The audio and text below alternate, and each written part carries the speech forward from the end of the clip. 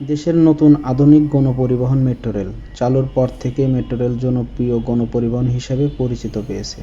রাজধানী যাত্রীদের সুবিধার্থে ঢাকার মেট্রো রেলে কার্ড রিসার্চে বড় ধরনের পরিবর্তন আসছে।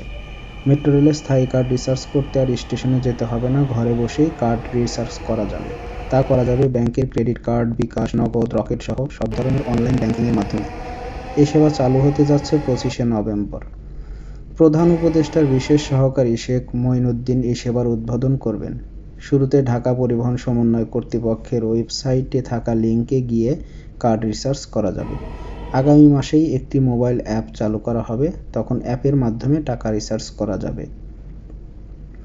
মেট্রো রেল কর্তৃপক্ষ জানিয়েছে, নতুন সেবার মাধ্যমে যাত্রীরা ব্যাংকের ক্রেডিট কার্ড, বিকাশ, নগদ, রকেট সহ সব ধরনের অনলাইন ব্যাংকিং ব্যবহার করে কার্ডে টাকা ভরতে পারবেন। তবে একক যাত্রা কার্ড অনলাইনে কেনা যাবে না, তাই স্টেশনে গিয়ে কিনতে হবে।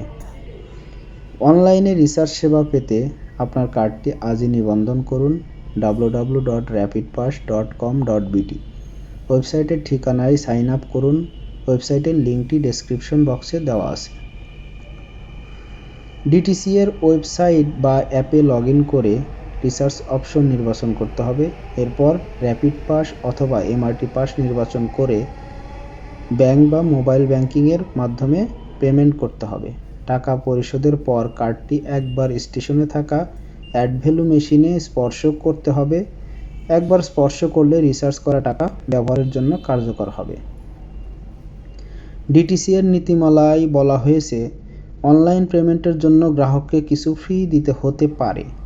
রিসার্চ করা টাকা 3 মাস পর্যন্ত অপেক্ষমান থাকবে। এভিএমে স্পর্শ না করলে টাকা গ্রাহকের অ্যাকাউন্টে ফিরে যাবে, তবে 10% সার্ভিস চার্জ কেটে নেওয়া হবে। চাইলে 7 দিনের মধ্যে টাকা ফেরত নেওয়া যাবে, তবে তাতেও 10% ফি প্রযোজ্য। মেট্রো রেলের স্থায়ী কার্ডে যাতায়াত করলে 10% ছাড় পাওয়া যায়। বর্তমানে 55% যাত্রী র্যাপিড পাস বা এমআরটি পাস ব্যবহার করছেন।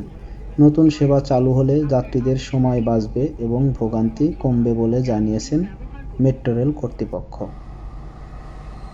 আরও নতুন নতুন সব খবর পেতে আমাদের চ্যানেলটি অবশ্যই সাবস্ক্রাইব করে রাখবেন এবং লাইক, কমেন্ট, শেয়ার করে অন্যকে জানার সুযোগ করে দিবেন। ধন্যবাদ সবাইকে। আল্লাহ হাফেজ।